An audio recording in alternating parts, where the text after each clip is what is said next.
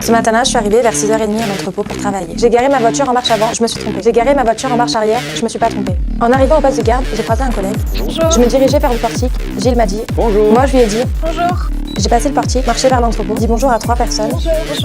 Je suis arrivée à l'accueil, dit bonjour à Marion. Bonjour. Allée dans les vestiaires, mis mon blouson, mon gilet, mes chaussures de sécurité. Je me suis dit que j'avais dit bonjour à beaucoup de monde en très peu de temps. Je suis allée au réfectoire, pris un café et j'ai rejoint vers 6h40 mon collègue Cédric et Océane sur la zone de repos.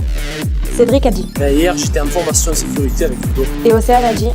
Moi aussi, je retournerai bien en formation avec Ludo. J'ai regardé Cédric, il m'a regardé, je l'ai regardé, il m'a regardé. Visiblement, on était gênés.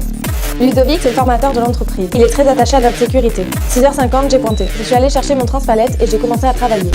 10h30, j'étais comme tous les jours sur la dalle de ventilation pour préparer les colis. J'arrivais devant un point de vente, lâcher l'accélérateur, remonter le timon pour arrêter la machine, attraper mon colis, le déposer dans le combi, redémarrer, arriver vers un autre point de vente, lâcher l'accélérateur, remonter le timon pour arrêter la machine, déposer le colis. Bon, j'avoue, il m'arrivait souvent de lâcher ma machine dans l'élan de sa course pour délivrer mon colis plus rapidement. N'oubliez pas de bien remonter le timon. 30 minutes avant que je termine ma journée, je tirais ma machine. Cédric était devant moi en train de préparer. Je me dirigeais vers lui assez rapidement pour préparer mes derniers colis.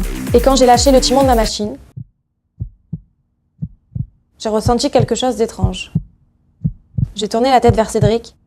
J'ai regardé sa cheville, mon transpalette, sa cheville, le transpalette. Cédric, lui, se grattait le dos.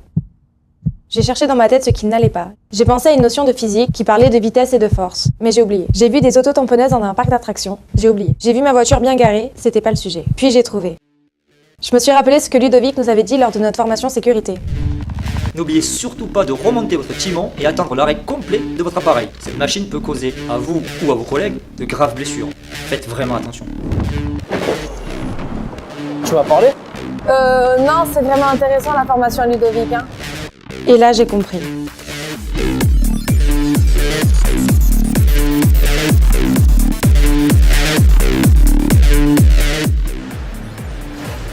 Et n'oublie pas de rester à côté de ta machine quand tu circules.